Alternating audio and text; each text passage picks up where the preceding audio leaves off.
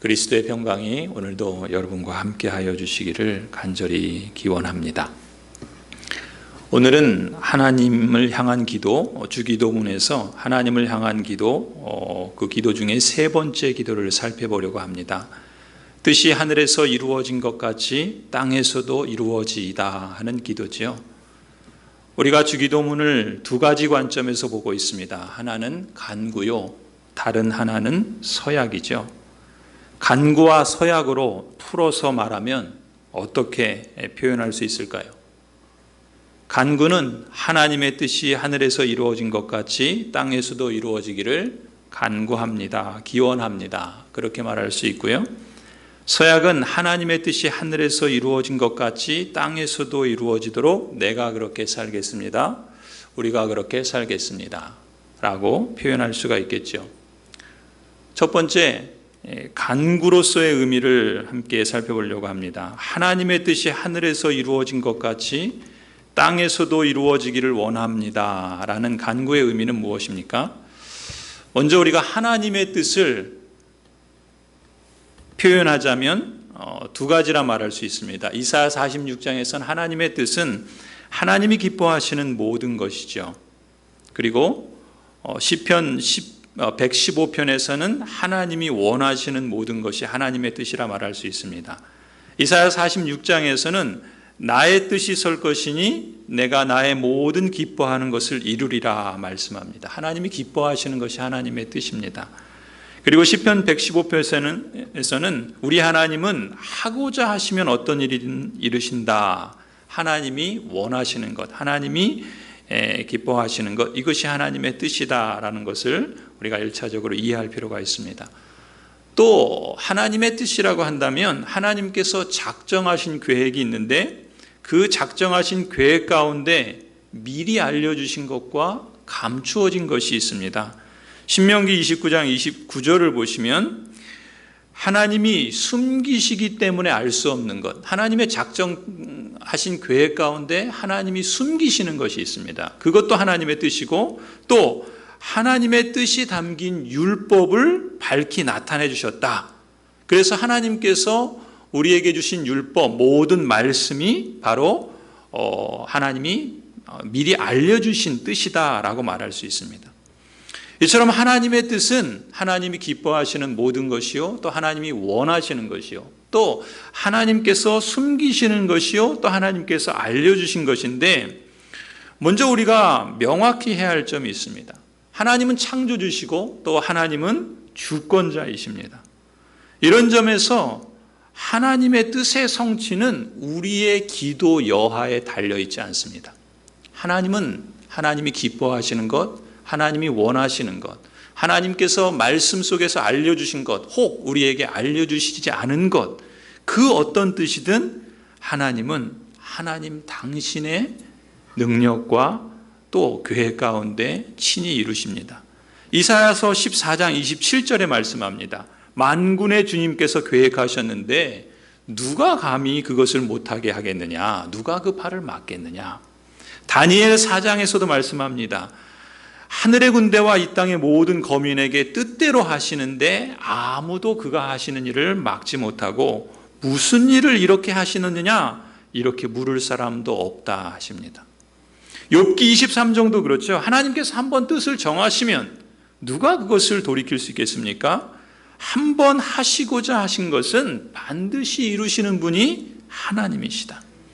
그러니 하나님의 뜻은 우리 기도 여하에, 우리 기도 여부에 달려있지 않다라는 것입니다. 그럼에도 불구하고 예수님께서 무엇을 우리에게 가르치십니까? 하나님의 뜻이 이 땅에서 이루어지게 하여 주옵소서 기도하라고 말씀하세요. 그러면은 하나님은 우리 기도 여하에 상관없이 하나님의 뜻을 이루시는데 왜 예수님께서는 그런 사실에도 불구하고 제자들에게 또 우리에게 하나님의 뜻이 이루어지게 기도하라 가르쳐 주신 걸까요? 여기서 우리가 얻을 수 있는 중요한 사실이 있습니다. 지난주에 우리가 창세기 1장을 보면서 하나님께서는 하나님의 형상으로 사람을 지으셨고 또 사람으로 하여금 이 땅을 다스리는 대리 통치자로 세워주셨다 했습니다. 그런데 사람은 죄로 인해서 하나님과의 관계가 깨어졌죠. 그리고 그 죄와 죄책으로 인해서 하나님의 형상이 깨어졌습니다. 하나님의 형상이 깨어졌다는 것은 하나님께서 이 땅에 사람을 대리통치자로 세우셨는데 그 신분을, 그 능력을 잃어버렸다는 뜻입니다. 그런데 놀라운 사실은 그리스도와 연합한 신자, 성도는 다시금 새로운 사람이 되었고 무엇보다 하나님의 형상을 따라 새롭게 하심을 입은 자라 성경은 말씀합니다. 골로새서 3장 10절이죠. 새 사람을 입었으니 이는 자기를 창조하신 이의 형상을 따라 새롭게 하심을 입은 자라. 그러니까 그리스도인에게는 창조 때 주셨던 하나님의 형상이 회복됐다는 거예요. 그 말은 달리 말하면 하나님께서 처음 주셨던 그 사명, 이 땅에서 대리 통치자로 사람을 세우신 그 하나님의 사명도 성도에게 회복되었다. 하나님께서 그것을 회복해 주셨다라는 의미입니다. 그렇기 때문에 하나님께서는 이 땅에서 하나님의 뜻을 이루어 가심에 있어서 기꺼이 성도들을 참여시키시는 것을 기뻐하십니다. 친히 이루시는 하나님의 뜻을 하나님께서는 성도가 또 교회 공동체가 참여할 수 있는 위대한 특권과 영광을 부여해 주셨다는 것입니다. 그러한 방법이 바로 우리의 기도와 서약을 통해서라는 것입니다. 하나님께서 당신의 뜻을 이 땅에서 친히 이루어 가시는데 우리의 간구와 우리의 서약을 통해서 우리도 그 놀라운 하나님의 성취의 역사에 동참하는 감격과 영광을 누리게 하신다는 것입니다. 사도 바울은 그것을 뭐라고 표현합니까? 여러분은 하나님의 동역자다라고 표현하죠. 하나님은 성도와 교회를 하나님의 동역자로 대우해 주시는 것입니다. 여러분이 성도로서 가진 특권, 먼저 이런 확인을 가지실 수 있길 바랍니다. 그래서 우리가 마태복음을 보면요, 다른 복음서와 달리 하늘과 땅을 연결하는 본문들이 여러 군데 나옵니다. 가령 마태복음 6장 10절, 오늘 우리가 읽은 본문, 곧 주기도문 세 번째 기도, 하늘에서 뜻이 이루어진 것처럼 땅에서도 이루어지이다. 이 말은 성도는 곧 하늘과 땅을 연결시키는, 하늘의 뜻을 땅에 이루어가는 사람이다라는 것을 의미하죠. 하늘과 땅을 연결시키고 있습니다. 마태복음 16장을 보시면 너가 땅에서 매면 하늘에서도 매일 것이요 너가 땅에서 풀면 하늘에서도 풀리리라 말씀합니다. 하나님께서 하나님 나라의 열쇠를 맡기셨다. 성도와 교회에게 그 열쇠를 맡기셨다라고 말해요. 그래서 마귀의 권세를 묶고 그 권세에 매여 있는 사람을 풀어내는 그 권능을, 그러한 책임과 사명을 바로 교회와 성도에게 주셨다라고 말씀합니다. 하늘과 땅을 연결시키는 역할을 주셨다는 것이죠. 마태복음 28장도 그렇습니다. 우리가 말하는 대위임령이라고 그러죠. 예수 그리스도께서 제자와 교회 공동체에게 주신 사명입니다. 하늘과 땅의 모든 권세를 예수 그리스도께서 가지셨고 바로 그분이 성도와 교회를 땅끝으로 보내신다. 너희는 가서 제자를 삼고 세례를 주고 말씀을 가르쳐 지키게 하라. 내가 세상 끝날까지 너희와 항상 함께 있으리라. 하늘과 땅의 권세를 가지신 분이 예수 그리스도라 말씀합니다.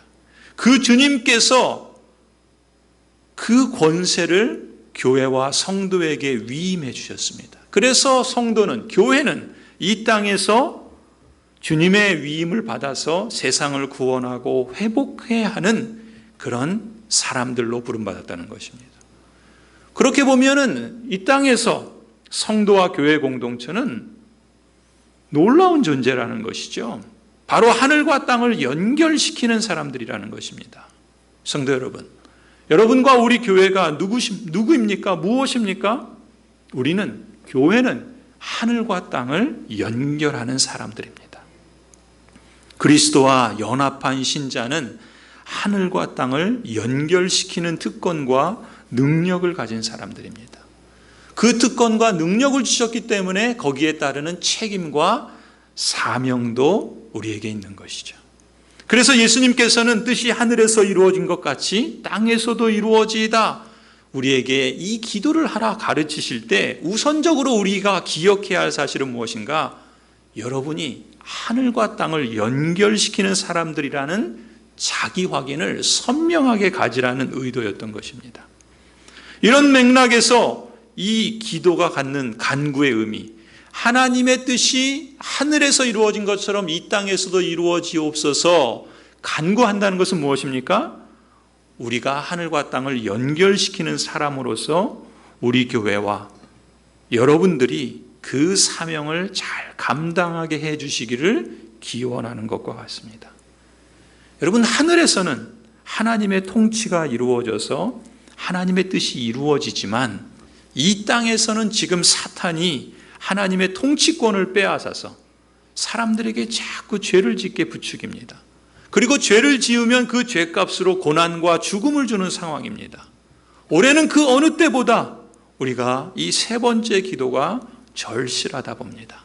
하나님의 통치가 이 땅 구석구석 온전히 이루어져서 하나님의 뜻이 이루어지게 해달라 우리가 간청하십시다. 크게 두 번째로, 그렇다면 서약으로서의 의미는 무엇일까요? 하나님의 뜻이 하늘에서 이루어진 것 같이 땅에서도 이루어지도록 내가 그렇게 살겠습니다. 우리가 그렇게 살겠습니다. 서약한다는 의미는 무엇이겠습니까? 그것은 말 그대로죠. 우리 교회와 우리 성도들이 하늘과 땅을 연결하는 사명과 특권을 주님께 받았으니 우리가 그대로 살겠습니다. 우리 교회가 그렇게 실천하겠습니다. 다짐하고 순종하겠다는 서약입니다. 내 삶을 통해서, 우리 교회를 통해서 하나님의 뜻이 땅에서 이루어지도록 살겠습니다. 서약하고 실천하는 것이죠. 그럼 구체적으로 내 삶의 자리에서, 또 우리 교회 현장에서 어떻게 하늘과 땅을 연결시키며 사는가? 그러한 순종은 구체적으로 어떤 모습인가? 지난주에 우리는 그림을 보면서 신앙을 세 개의 원으로 표현했죠. 말하자면 신앙은 삼겹이라 말할 수 있습니다. 첫 번째 원은 하나님과의 관계죠. 하나님의 관계가 신앙의 본질입니다. 그것이 가장 중요해요. 그런데 그것이 두 번째 원으로 표현되어지죠. 종교활동입니다. 우리가 흔히 말하는 신앙생활이라는 것이 바로 종교생활, 종교활동이죠. 예배에 출석하고 성경을 읽고 기도하고 헌금하고 교회 봉사를 하는, 그런데 이게 신앙의 전부가 아니라는 것을 강조했었습니다. 세 번째 원이 있죠. 매일매일의 실제 생활, 일상생활도 신앙의 중요한 영역이라 말씀드렸습니다. 그것을 생활신앙이라 그렇게 강조했었죠. 그러니까 하나님과의 인격적인 관계가 본질인데 거기에 종교활동과 더 나아가서 일상생활 다 포함하는 것이 신앙의 총체입니다. 총체적인 신앙이란 이 모든 것을 다 포함하는 것입니다. 그렇게 보면 우리 삶에 신앙과 무관한 그러한 영역이란 있을 수 없습니다. 내 모든 삶의 자리, 우리 삶의 모든 영역 전체가 총체적으로 신앙이 발휘되고 작동해야 하는 자리라는 것이죠. 그런 맥락에서 고린도전서 10장에서도 말씀합니다. 그러므로 여러분은 먹든지 마시든지 무슨 일을 하든지 모든 것을 하나님의 영광을 위하여 하십시오. 먹든지 마시든지 무엇을 하든지 다 무슨 얘기예요? 모든 것이 다 하나님과 관계되어 있다는 것입니다. 하나님과의 관계가 신앙의 본질이라고 했죠. 모든 것이 하나님과 관계되어 있습니다. 모든 삶이 하나님과 연결된 신앙의 자리라는 것이죠. 그런데 그 정도가 아니라 뭐라 그래요? 모든 그 하나님과 관계된 삶을 그렇기에 하나님의 영광을 위해 살아야 한다라고 말씀합니다. 더 나아가서 로마서 12장에서는 이렇게 말합니다. 우리의 모든 삶이 하나님과 관계된 것일 뿐만 아니라 모든 삶이 예배다라고까지 말합니다. 형제자매 여러분, 그러므로 나는 하나님의 자비하심을 힘입어 여러분에게 권합니다. 여러분의 몸을 하나님께서 기뻐하실 거룩한 산제물로 드리십시오. 이것이 여러분이 드릴 합당한 예배입니다. 너희 몸을 하나님이 기뻐하시는 거룩한 산 제사로 드리라. 이것이 너희의 드릴 영적 예배라. 우리가 하나님께 드릴 합당한 예배, 우리가 하나님이 기뻐하실 영적 예배, 그것은 우리 몸을 하나님이 기뻐하신 거룩한 산 제물로 드리는 것이라 말합니다. 우리 몸으로 하는 모든 것이 영적인 예배다라고 말씀하고 있습니다. 그렇다면 구체적으로 내 삶의 자리에서 드릴 영적인 예배, 곧 하늘과 땅을 연결시키며 사는 순종은 구체적으로 어떤 것일까요? 우리는 5가지에서 이 점을 하나님의 말씀을 통해 배울 수 있습니다. 첫 번째는 개인의 인격과 생활에서입니다. 골로새서 3장에 보시면 너희가 새 사람을 입었으니 옛사람의 성품과 그 행위를 벗어버리고 새 사람의 성품과 행위로 옷 입으라 말씀합니다. 우리가 새 사람이 되었기 때문에 벗어버려야 할 것이 있고 다시 입어야 할 것이 있다라고 말씀을 하죠. 그럼 벗어버려야 할 것이 무엇인가? 그 앞에 5절부터 8절을 보시면 음행이나 더러움, 정욕, 악한 욕망, 탐욕, 분노, 격분, 악의, 회방, 부끄러운 말, 거짓말 이런 것들을 다 벗어버리라 말씀합니다. 이것은 우리의 인격과 우리의 삶에서 나타나는 성품들이라고 말할 수 있겠죠. 그것을 벗어버리라 말씀합니다. 반면에 대신 입어야 할 것이 있다고 말씀하죠. 3장 12절에서 14절입니다. 그러므로 여러분은 하나님의 택하심을 입은 사랑받는 거룩한 사람답게 동정심, 친절함, 겸손함, 온유함, 오래 참음을 옷 입듯이 입으십시오. 누가 누구에게 불평할 일이 있더라도 서로 용납하여 주고 서로 용서하여 주십시오. 주님께서 여러분을 용서하신 것과 같이 여러분도 서로 용서하십시오. 이 모든 것 위에 사랑을 더하십시오. 사랑은 완전하게 묶는 띠입니다. 여러분, 교인은 물론이거니와 믿지 않는 이웃이나 직장 동료이든 여러분의 말이나 성품이나 인격에서 벗을 것은 버리고 다시 입을 것을 적극적으로 추구하라라고 말씀합니다. 이것이 하나님께 합당한 영적인 예배, 우리의 일상생활, 우리의 말, 우리의 성품, 인격에서 우리가 하나님께 합당하게 드릴 영적 예배와 같이 이러한 일들을 감당하라. 이 땅에서 하나님의 뜻이 이루어지도록 사는 것이 바로 이런 모습이다. 우리의 개인의 삶에서 이것이 바로 하늘과 땅을 연결하는 실천이다라는 것을 우리가 기억했으면 좋겠습니다. 두 번째는 교회 생활에서입니다.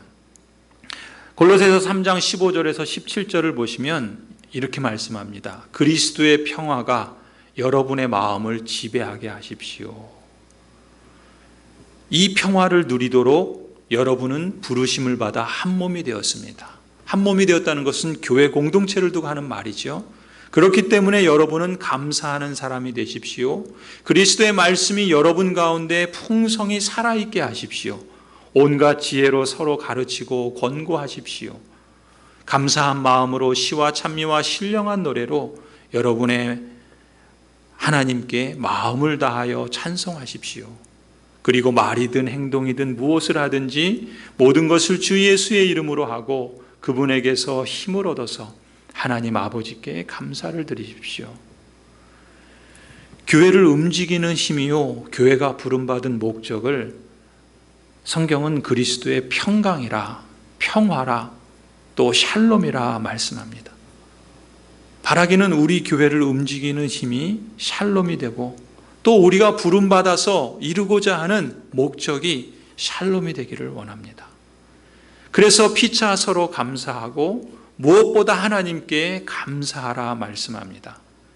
특히 하나님의 말씀 속에 풍성히 거하도록 힘쓰고 또 지혜로 서로 가르치고 권면하고 또 하나님을 찬양하고 예수 그리스도의 이름으로 말하고 행하도록 힘쓰는 것이 교회 생활에서 하나님의 뜻을 이루어가는 것이라 말씀하고 있습니다. 세 번째는 가정생활입니다. 골로새서 3장 18절에서 보시면 아내되니 여러분 남편에게 순종하십시오. 이것이 주님 안에서 합당한 일입니다. 남편되니 여러분 아내를 사랑하십시오. 아내를 모질게 대하지 마십시오. 자녀되니 여러분 모든 일에 부모에게 복종하십시오. 이것이 주님을 기쁘게 해드리는 일입니다. 어버이 되니 여러분 여러분의 자녀들을 격분하게 하지 마십시오. 그들의 의기를 꺾지 않아야 합니다. 여러분, 가정생활도 우리가 이 말씀을 따라 복종과 사랑으로 또 순종과 양육으로 하나님의 뜻을 이루어 가야 하겠습니다. 이건 역시 하늘과 땅을 연결하는 고귀한 실천이기 때문에 그렇습니다. 네 번째는 일터와 직장 생활도 포함합니다. 골로새서 3장 22절부터 보시면 종으로 있는 이 여러분 모든 일에 육신의 주인에게 복종하십시오. 사람을 기쁘게 하는 자들처럼 눈가림으로 하지 말고 주님을 두려워하면서 성실한 마음으로 하십시오. 무슨 일을 하든지 사람에게 하듯이 하지 말고 주님께 하듯이 진심으로 하십시오. 또 4장 1절에 말씀합니다. 주인되니 여러분 정당하고 공정하게 종들을 대우하십시오. 여러분도 하늘의 주인을 모시고 있다는 사실을 아시기 바랍니다. 성도 여러분, 우리의 일터와 직장 생활도 연장된 예배의 현장이라는 사실을, 그러한 인식을 가지십시다. 사람을 대하여 일하는 것이지만 거기서도 하나님의 임재를 기억하고 하나님의 뜻을 이루어 가도록 애써 보십시다. 하나님께서 주시는 평안과 위로와 또 새로운 길을 하나님께서 친히 열어주시리라 믿습니다. 마지막 5번째는 사회생활입니다. 골로새서 4장에서 외부 사람들에게는 지혜롭게 대하고 기회를 선용하십시오. 여러분의 말은 소금으로 맛을 내어 언제나 은혜가 넘치어야 합니다. 여러분은 각 사람에게 어떻게 대답해야 마땅한지를 알아야 합니다. 말씀합니다. 또 4장 2절 3절에서도 말합니다. 기도에 힘을 쓰십시오. 감사하는 마음으로 기도하면서 깨어 있으십시오. 또 하나님께서 전도의 문을 우리에게 열어주셔서 우리가 그리스도의 비밀을 말할 수 있도록 우리를 위해서도 기도하여 주십시오. 나는 이 비밀을 전하는 일로 매여 있습니다. 우리가 사회생활을 할 때에도 거기에서도 기도와 감사로 늘 깨어 있어야 한다 말씀합니다. 특히 세월을 아껴야 한다라고 말합니다. 기회를 선용해야 한다 말씀합니다. 항상 은혜로운 말을 하고자 힘써야 한다라고 말씀합니다. 우리가 사회생활을 하면서도 이 세상 속에서도 우리 성도로서 또 교회가 세상의 사회의 지탄이 대상이 되는 것이 아니라 우리가 선한 일을 도모함으로써 되도록이면 최대한 칭찬을 들을 수 있도록 힘써야 하겠습니다. 왜냐하면 사회생활 역시 하나님의 뜻을 이루어가야 할 영역이기 때문에 그렇습니다. 성도 여러분, 몸으로 하는 모든 것이 하나님께 합당하게 드릴 영적 예배입니다. 그렇습니다. 네덜란드의 수상이요 신학자였던 아브라함 카이퍼는 한 강연에서 이렇게 말을 합니다. 이 세상의 구석에 한 1cm라도 1인치라도 이것은 내 것이다. 주님께서 말씀하신다는 겁니다. 이 세상 구석 어느 곳도 1인치도 내 것이 아닌 것이 없다라고 주님께서 말씀하신다는 것입니다. 만물의 주인이신 그리스도를 우리가 주님으로 고백합니다. 그래서 우리를 그리스도인이라 부릅니다. 우리가 그리스도인이라면 우리 몸으로 하는 모든 삶에서 우리 개인의 인격이든 교회 생활이든 가정이든 일터든 또 사회생활이든 하나님을 예배하는 자답게 하늘의 복을 이 고통하는 땅에 연결하는 자로 살기를 원합니다. 하나님을 영화롭게 하는 그러한 실천의 삶을 살겠습니다. 이것이 바로 서약의 의미죠. 뜻이 하늘에서 이루어진 것 같이 땅에서도 이루어지이다. 서약하며 순종하는 삶이라 믿습니다. 여러분, 믿음은 마치 칫솔과 같다 생각합니다. 우리가 칫솔을 매일 사용해야 되지 않습니까?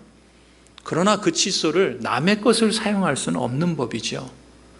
하나님의 뜻이 하늘에서 이루어진 것 같이 땅에서 이루어지도록 우리는 매일 우리의 삶의 자리에서 믿음의 칫솔질을 해야 합니다. 매일 그렇게 하나님께 기도하며 살아가야 되겠습니다. 그리고 우리의 삶의 모든 자리에서 그렇게 살도록 실천하고 순종하고자 힘쓰고 애써야 되겠습니다. 성령 하나님께서 우리에게 그런 의지를 주시고 그런 마음을 새롭게 해주시고 그것을 하고자 할 때 행할 수 있는 능력을 주시도록 더 하나님을 붙잡아야 되겠습니다. 그렇게 기도하며 순종하는 여러분들과 우리 교회 공동체 위에 주님의 평강이 날마다 순간마다 함께 해주시기를 간절히 축원합니다.